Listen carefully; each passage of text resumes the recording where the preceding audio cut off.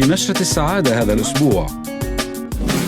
بداية من الإمارات، مع إطلاق الحكومة لأول مسح من نوعه لقياس السعادة والإيجابية في الدولة وتحديد أولويات المجتمع ومصادر السعادة بالنسبة لشرائحه المختلفة.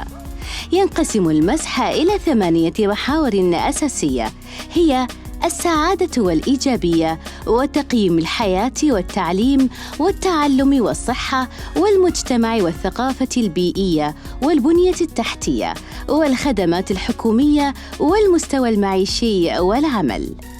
وفي السعودية صورة لعامل نظافة وقف أمام نافذة عرض لإحدى محال المجوهرات التقطها شخص عابر ليتهكم من خلالها على العامل عبر حسابه المجهول، مما استفز المغردين لتنهال على العامل الهدايا من السعوديين وليحصل على ما تمناه قلبه.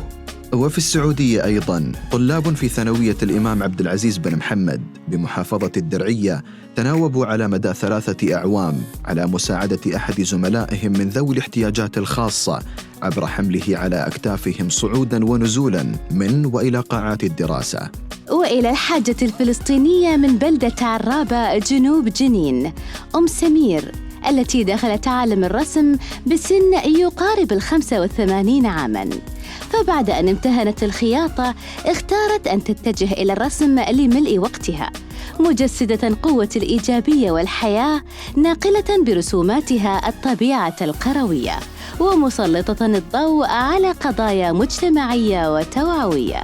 وإلى قصة الطفلة الجزائرية مروة التي استفاقت من الغيبوبة في الوقت الذي كان الأطباء يناقشون رفع أجهزة الدعم عنها بعد أن فقدوا الأمل بشفائها من اضطرابات عصبية حادة. والدا مروة استطاعا من خلال حملة أطلقاها عبر فيسبوك جمع أكثر من 70,000 توقيع، مما أجبر الأطباء على تمديد الرعاية لمدة 2 شهرين آخرين. وبعد 10 أيام من التمديد استيقظت مروة من غيبوبتها. وإلى بادرة تدل على التسامح والإنسانية في لندن، قرر مالكون مسلمون لأحد المطاعم تقديم وجبة مجانية بمناسبة عيد الميلاد للمشردين والمسنين، لأن لا أحد يجب أن يأكل لوحده في عيد الميلاد. وإلى بادرة إنسانية مميزة قامت بها الأمريكية بريسيلا مورس التي سافرت إلى بلغاريا لتبني الطفل اليتيم ريان البالغ من العمر 7 سنوات، وذلك بعد رؤية صور مفجعة له عبر فيسبوك وهو يعاني من سوء التغذية. واليوم بعد عام من التبني يبدو ريان وقد استعاد تماماً عافيته. عائلة بريسيلا وزوجها ديفيد مكونة اليوم من طفلين بيولوجيين و2 آخرين بالتبني، ريان وطفلة أخرى روسية تعاني من متلازمة داون تبنياها عام 2012.